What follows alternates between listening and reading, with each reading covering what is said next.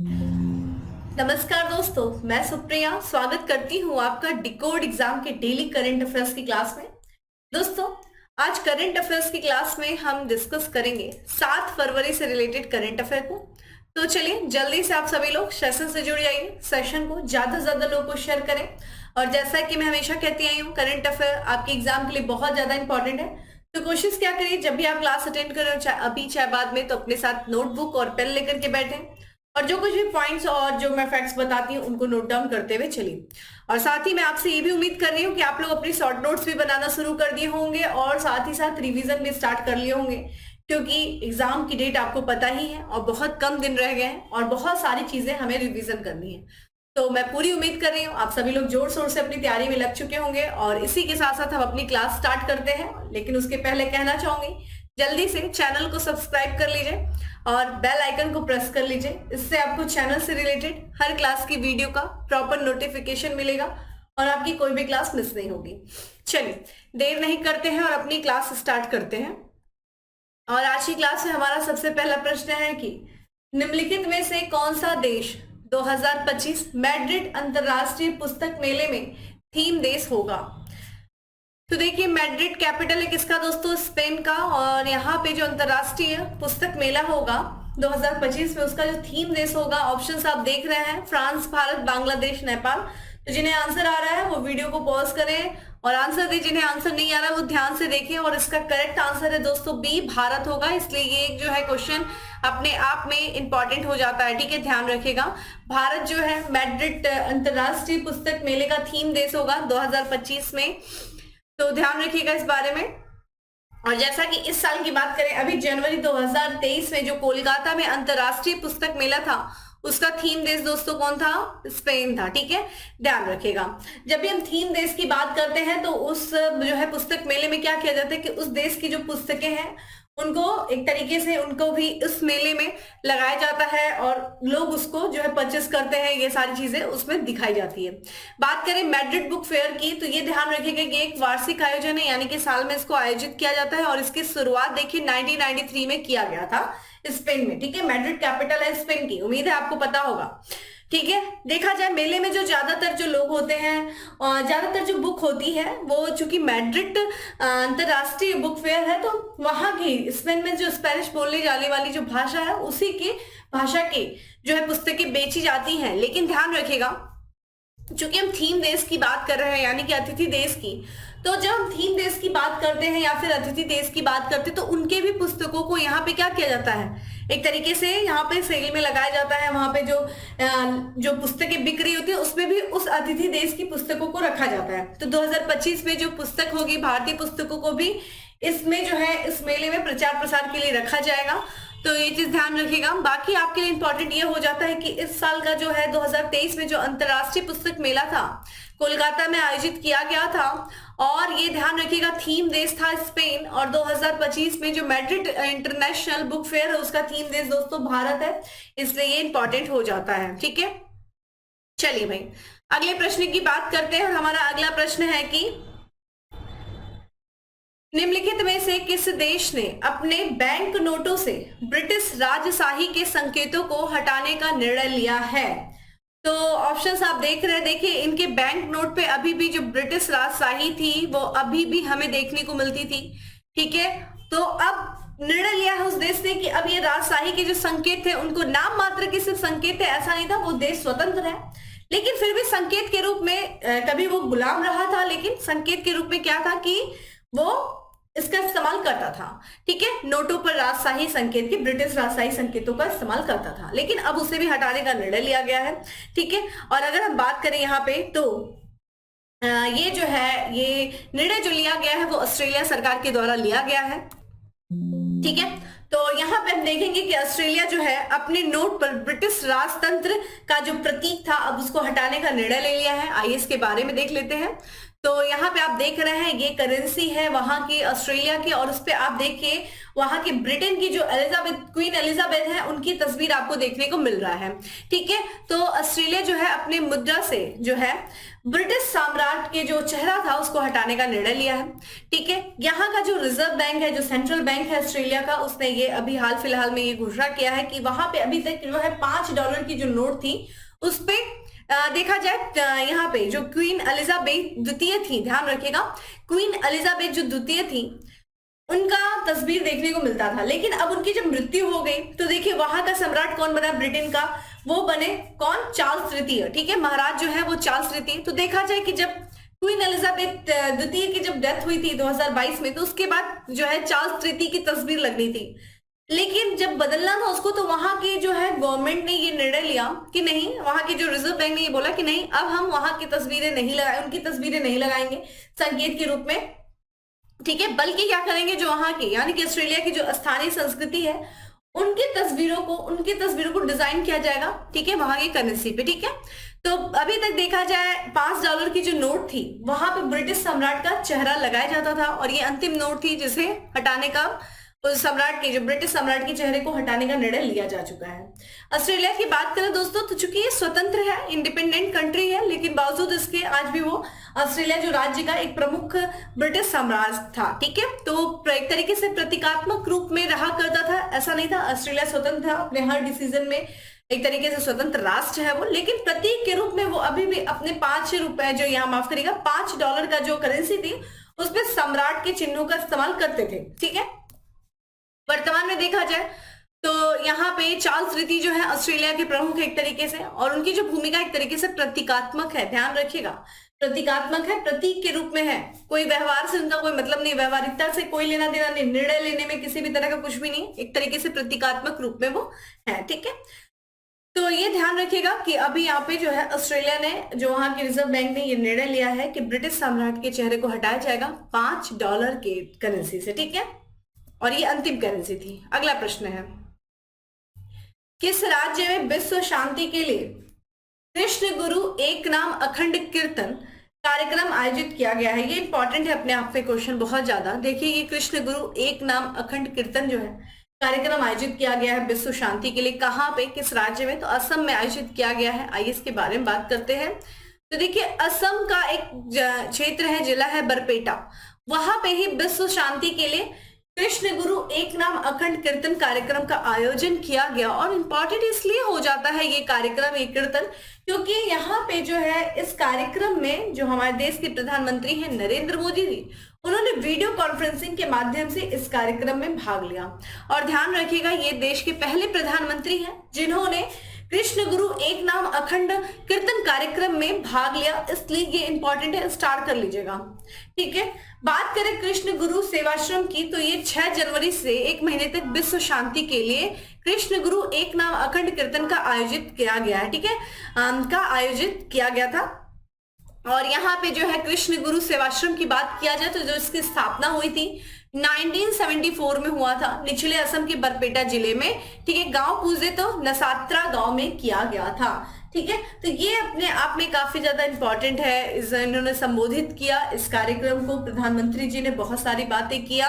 ठीक है, और हम बात करेंगे कि क्या क्या इन्होंने जिस बारे में चर्चा किया उसको भी मैं नेक्स्ट जो है क्लास में क्वेश्चन के रूप में लेके आऊंगी, क्योंकि जो कुछ भी इन्होंने संबोधन के दौरान जब संबोधित कर रहे थे उस कार्यक्रम को, तो जिन जिन टर्मिनोलॉजी का इस्तेमाल या जहां वहां की जो जो चीजों के बारे में, असम की जो चीजों के बारे में बात किया, वो आपके एग्जाम के लिए काफी इंपॉर्टेंट हो जाता है। तो मैं उनको भी एज अ क्वेश्चन के फॉर्म में आपके सामने लेके आऊंगी और इस तरीके से वो भी ये चीजें आपकी तैयार हो जाएगी। ठीक है, तो ध्यान रखिएगा कि कृष्ण गुरु एक नाम अखंड कीर्तन कार्यक्रम का आयोजन बरपेटा में हुआ है, जो कि असम में है। और ये जो है प्रधानमंत्री जी के द्वारा इस कार्यक्रम को संबोधित किया गया, जिस कारण से ये काफी ज्यादा इंपॉर्टेंट हो जाता है। चलिए अगले प्रश्न की तरफ बढ़ते हैं कि निम्नलिखित में से किस राज्य के तुमकुरू में HAL की हेलीकॉप्टर फैक्ट्री राष्ट्र को समर्पित किया गया है? तो देखिए यहाँ पे देखिए एक हेलीकॉप्टर फैक्ट्री बनाई गई है HAL की, और ये देखिए क्या नाम है, तुमकुरू। और ये किस राज्य से संबंधित है? ऑप्शंस आप देख रहे हैं दोस्तों, वीडियो को पॉज करें, कमेंट बॉक्स में आंसर करें, और आंसर इज डी, कर्नाटक में। ठीक है, तो आइए बात करते, देखिए प्रधानमंत्री जी की बात है तो यहाँ पे जो देश के प्रधानमंत्री जी हैं यानी कि नरेंद्र मोदी जी, इन्होंने 6 फरवरी 2023 को कर्नाटक में तुमकुरु में हिंदुस्तान एरोनॉटिक्स लिमिटेड की एक हेलीकॉप्टर फैक्ट्री राष्ट्र को समर्पित किया है। तो एचएल के द्वारा ये हेलीकॉप्टर फैक्ट्री बनाई गई है जो कि कहां पे, कर्नाटक के तुमकुरु में, ठीक है, जिसको अभी हाल फिलहाल में उद्घाटन के स्वरूप में प्रधानमंत्री जी ने उद्घाटन किया है। इस अवसर पे देखा जाए जो देश के रक्षा मंत्री राजनाथ सिंह और जो रक्षा मंत्रालय के जो वरिष्ठ अधिकारी हैं वो उपस्थित थे। इस हेलीकॉप्टर फैक्ट्री की बात किया जाए दोस्तों तो ये ग्रीन फील्ड हेलीकॉप्टर फैक्ट्री है और ये 615 एकड़ भूमि में फैली हुई है, ठीक है, और जिसकी योजना देश के सभी जो हेलीकॉप्टर आवश्यकताएं हैं उसके लिए वन स्टॉप समाधान बनाने की दृष्टि से बनाई गई। यानी कि वन स्टॉप समाधान यानी कि हेलीकॉप्टर से जुड़ी हुई सारी चीजों के लिए आपको कहीं तरह तरह की जगहों पे नहीं जाना पड़ेगा, ठीक है, आपको एक ही फैक्ट्री में वो सारी चीजें मिल जाएंगी जो एक हेलीकॉप्टर की आवश्यकताओं के लिए जरूरी होती है। यानी फिर जो कुछ भी एक हेलीकॉप्टर के लिए आवश्यक सारी चीजें हैं वो सारी चीजें हमें एक ही फैक्ट्री में जो कि कर्नाटक के तुमकुरु में है उसको वहां पे हमें सब कुछ मिल जाएगा, जिस कारण से एक तरीके से ये वन स्टॉप समाधान के रूप में इसको बनाया गया है, ठीक है। देखा जाए तो यह भारत की सबसे बड़ी हेलीकॉप्टर निर्माण सुविधा केंद्र है, इसलिए इंपॉर्टेंट है ये। आरंभ में देखा जाए तो लाइट यूटिलिटी हेलीकॉप्टर का निर्माण करेगा। प्रारंभ में देखिए जो इसकी एक तरीके से मैन्युफैक्चरिंग जो कैपेसिटी होगी वो हर साल यानी कि प्रतिवर्ष लगभग ये 30 हेलीकॉप्टरों का निर्माण करेगा। फिर आगे चल करके जो है 60 हेलीकॉप्टर, इसी तरीके से ये आगे चल करके 90 जो है हेलीकॉप्टर हर साल ये निर्माण करेगा। तो स्टार्टिंग में जो कैपेसिटी होगी इस फैक्ट्री की वो लगभग 30 हेलीकॉप्टर की होगी। फिर धीरे धीरे चरणबद्ध तरीके से इसको क्या किया जाएगा, आगे बढ़ाया जाएगा, ठीक है।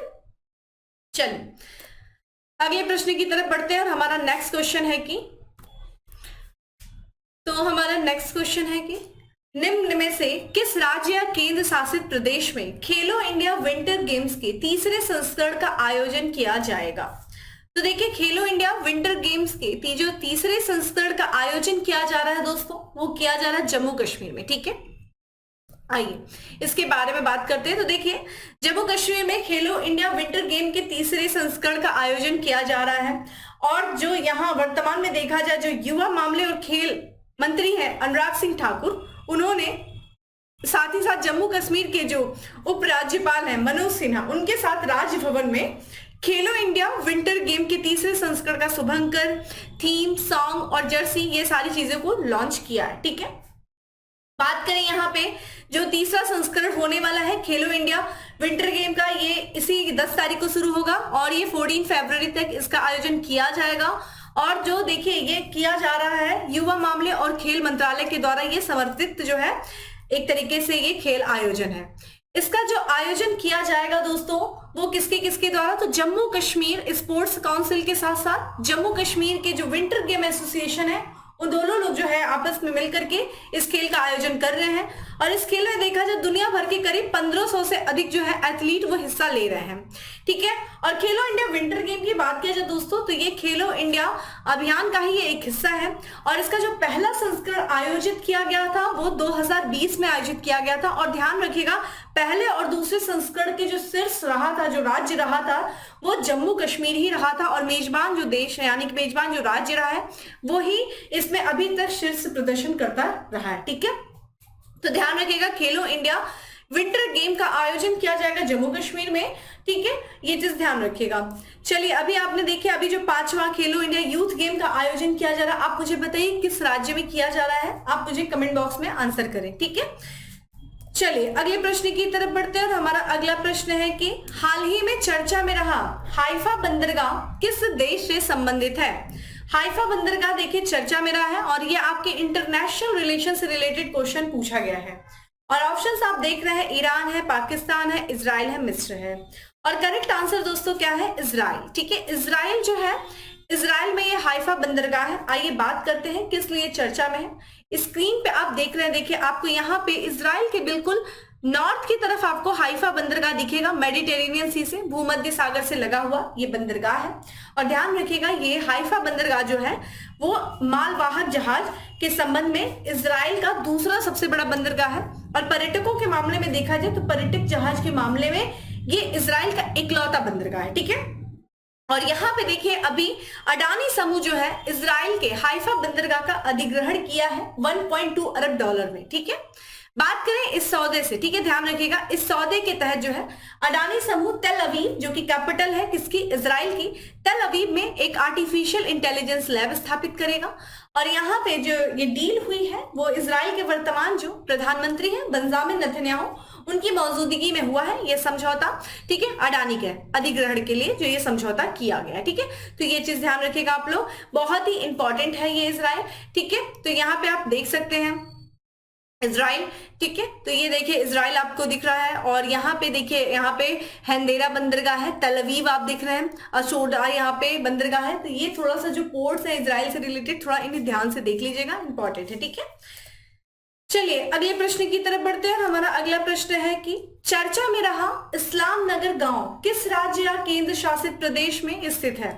ठीक है, इस्लाम नगर गांव जो है किस राज्य या केंद्र शासित प्रदेश में स्थित है, ये देखा जाए मध्य प्रदेश में स्थित है। अभी इस्लाम नगर गांव का जो नाम बदल दिया गया है, तो देखिए वहां की जो सरकार है, मध्य प्रदेश की सरकार, जिसके वर्तमान में जो मुख्यमंत्री हैं शिवराज सिंह चौहान, तो वहां की सरकार ने ये निर्णय लिया है कि जो भोपाल में ये गांव है, ध्यान रखिएगा, इस्लाम नगर गांव जो है मध्य प्रदेश की राजधानी जो भोपाल है वहीं में स्थित ये गांव है, और इसका नाम बदल दिया गया है, क्या कर दिया गया, जगदीशपुर। ठीक है, ध्यान रखिएगा, पहले भी इसका नाम यही था और इसको रीनेम किया गया है फिर से, किस नाम से, जगदीशपुर कहा गया। ठीक है, और साथ ही साथ जब ये अधिसूचना जारी की गई है सरकार के द्वारा, मध्य प्रदेश सरकार के द्वारा, तो उसमें यह भी बताया गया है कि ये जो हमने रीनेम किया है नाम का, इस्लाम नगर गांव का जो रीनेम किया है जगदीशपुर नाम, उस पर किसी भी तरह की कोई केंद्र की आपत्ति नहीं है।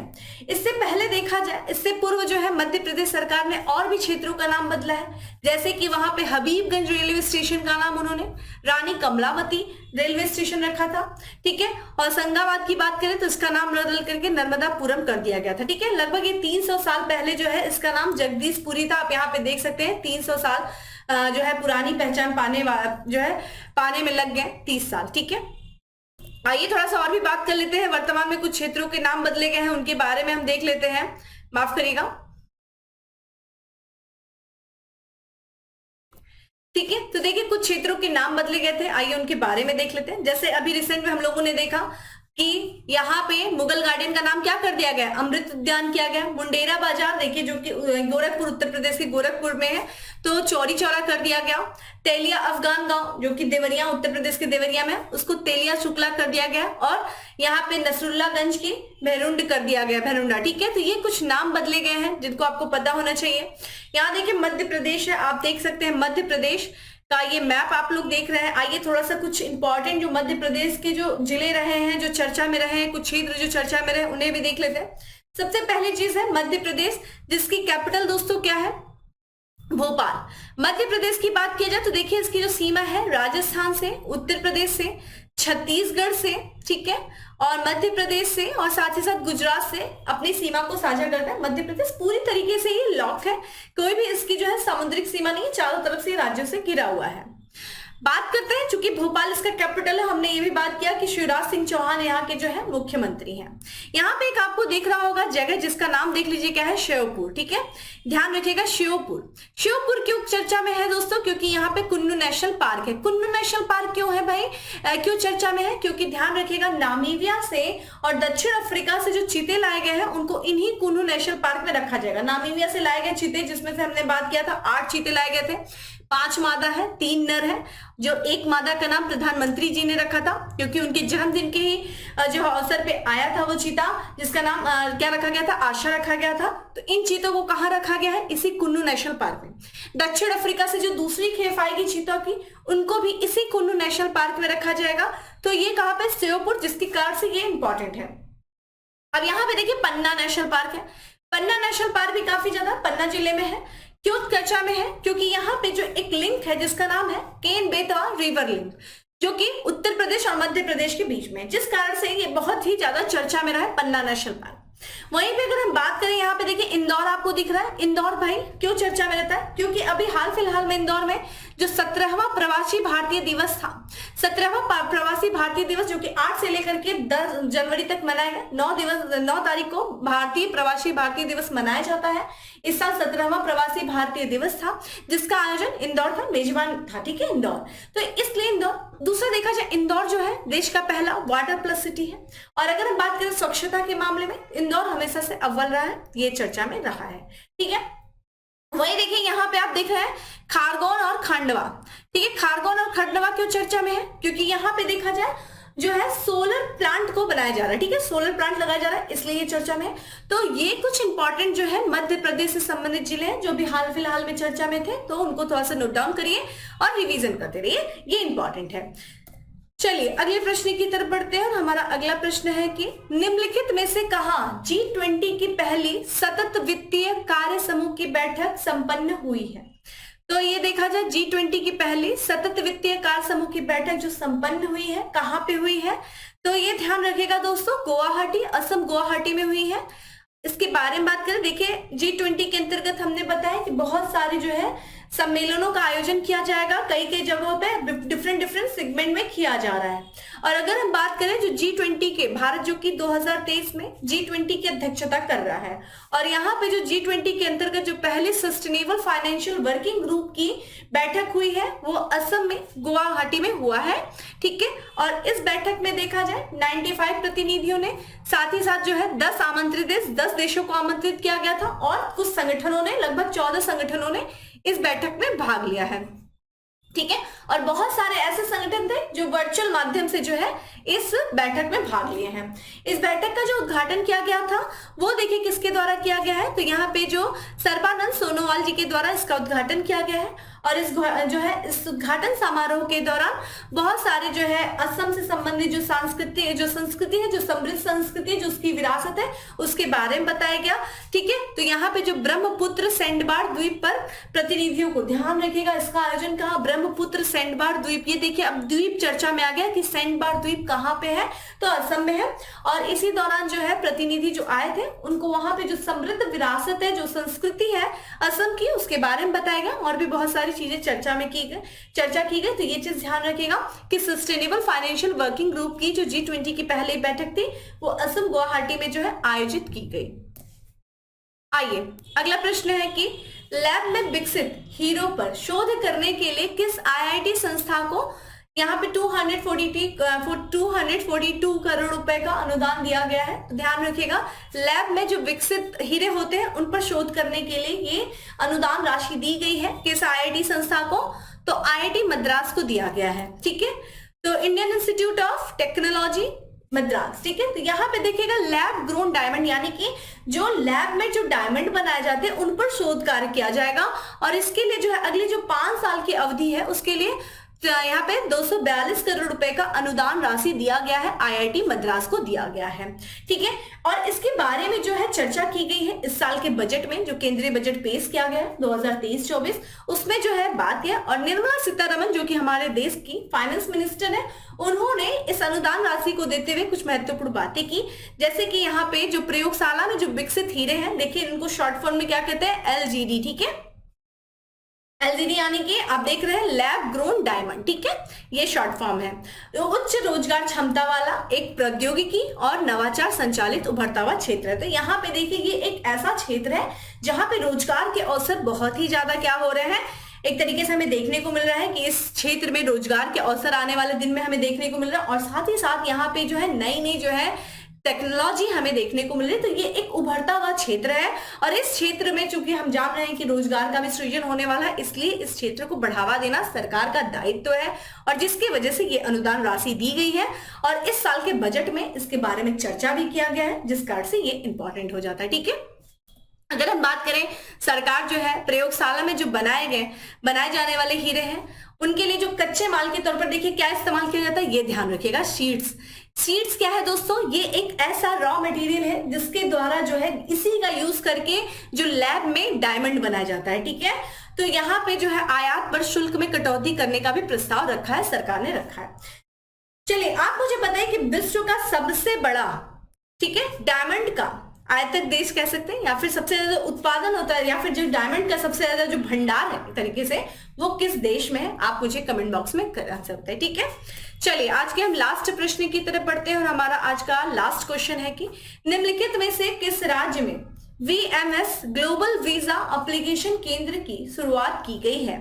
VFS global visa application, correct answer is B, Uttar Pradesh. ठीक है, तो उत्तर प्रदेश के वर्तमान मुख्यमंत्री दोस्तों कौन है? योगी आदित्यनाथ जी, और इन्होंने उत्तर प्रदेश की जो राजधानी है वहां यानी कि लखनऊ, वहां पे 10 देशों के लिए वीजा सुविधा प्रदान करने के लिए VFS ग्लोबल वीजा एप्लीकेशन केंद्र का उद्घाटन किया है। ठीक है, ये केंद्र जो है इसी 9 फरवरी से अपना कार्य प्रारंभ कर देगा।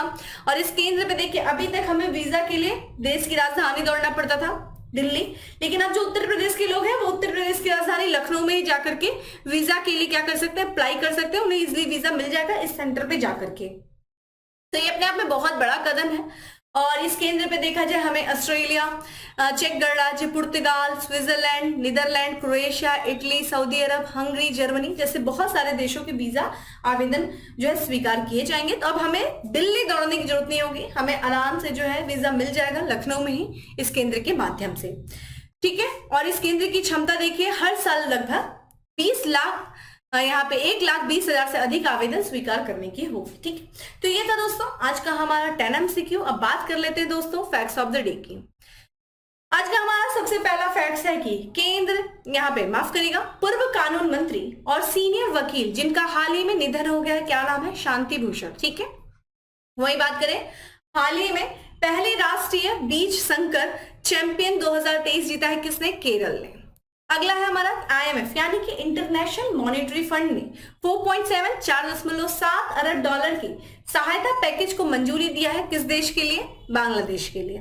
व्रज डिवीजन की कमान संभाली है किसने? गिरीश कालिया ने। और वही बात करें आज का last facts of the day है कि जागरेब ओपन 2023 में भारतीय पहलवान अमन शेरावत ने 57 किग्रा में पदक जीता है। कौन सा? कांस्य पदक जीता है, ब्रॉन्ज मेडल जीता है। तो दोस्तों ये था आज का हमारा करंट अफेयर्स, जिसके दौरान हम लोगों ने बहुत सारी चीजों को देखा और बहुत सारी चीजें मैपिंग के माध्यम से मैंने तो बताने की कोशिश किया। सिर्फ आज हम लोगों ने आज जो है मध्य प्रदेश की मैप देखा, थोड़ा सा कोशिश करूंगी और भी चीजें लाने की।